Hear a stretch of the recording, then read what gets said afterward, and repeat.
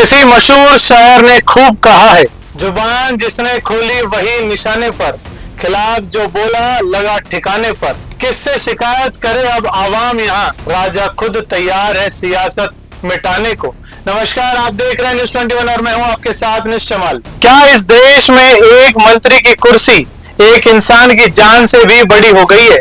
क्या एक इस्तीफा इतना भारी पड़ गया कि देश के सबसे सम्मानित शिक्षाविदों और नवाचारकर्ताओं में से एक सोनम वांगचुक को 20 दिन से भूखा रहना पड़ा और हड़ताल पर बैठना पड़ा? ये सवाल सिर्फ सोनम वांगचुक का नहीं है, ये सवाल करोड़ों छात्रों का है, ये सवाल भारत की शिक्षा व्यवस्था का है और ये सवाल लोकतंत्र का है। एक तरफ है सोनम वांगचुक, वही सोनम वांगचुक जिन्होंने लद्दाख में शिक्षा का मॉडल बदला, जिनके नवाचार भारतीय सेना तक के काम आए, जिन्होंने युवाओं को केवल किताबों से नहीं बल्कि जीवन से सीखने का रास्ता दिखाया। और दूसरी तरफ है सत्ता, जिस पर आरोप लग रहे हैं कि नीट परीक्षा में कथित अनियमितताओं और पेपर लीक जैसे गंभीर मुद्दों पर जवाब देने के बजाय आंदोलन को अनियंत्रित करने पर ज्यादा ध्यान दिया गया। सोनम वांगचुक की सबसे बड़ी मांग क्या है? जवाबदेही। वे कह रहे हैं कि यदि शिक्षा व्यवस्था में इतनी बड़ी चूक हुई है तो जिम्मेदारी तय होनी चाहिए। उनकी मांगों में शिक्षा मंत्री धर्मेंद्र प्रधान के इस्तीफे की मांग भी शामिल है, लेकिन सरकार अब तक इस मांग को स्वीकार करने के संकेत नहीं दे रही है। इधर 20 दिन से अधिक का अनशन, डॉक्टर लगातार स्वास्थ्य पर चिंता जता रहे हैं। वहीं दिल्ली हाईकोर्ट ने भी स्वास्थ्य की निगरानी सुनिश्चित करने की बात कही। इसके बाद प्रशासन ने उन्हें अस्पताल पहुंचाया, लेकिन किस तरह पहुंचाया ये हम सब ने देखा। क्या इस देश के नेशनल एसेट को इस तरह लेके जाएंगे? ससम्मान नहीं ले जाया जा सकता था?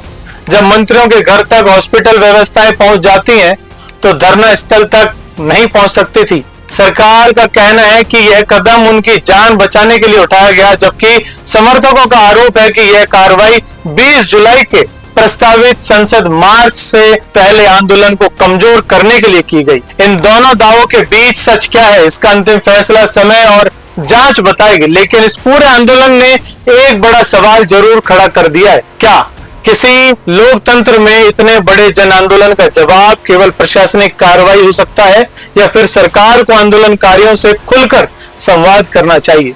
भारत का इतिहास गवाह है। महात्मा गांधी, पोटी श्री रामुलु, अन्ना हजारे, इरोम शर्मिला और जेडी अग्रवाल, इन सभी ने भूख हड़ताल को लोकतांत्रिक दबाव का माध्यम बनाया। भूख हड़ताल इसलिए बड़ी मानी जाती है क्योंकि इसमें प्रदर्शनकारी किसी और को नहीं खुद को कष्ट देता है, और यही इसकी नैतिक शक्ति है। आज सोनम वांगचुक के समर्थन में छात्र, शिक्षक, सामाजिक कार्यकर्ता और कई राजनीतिक नेताओं ने आवाज उठाई। दूसरी ओर सरकार का कहना है कि कानून व्यवस्था बनाए रखना और उनकी जान की रक्षा करना सरकार की जिम्मेदारी है।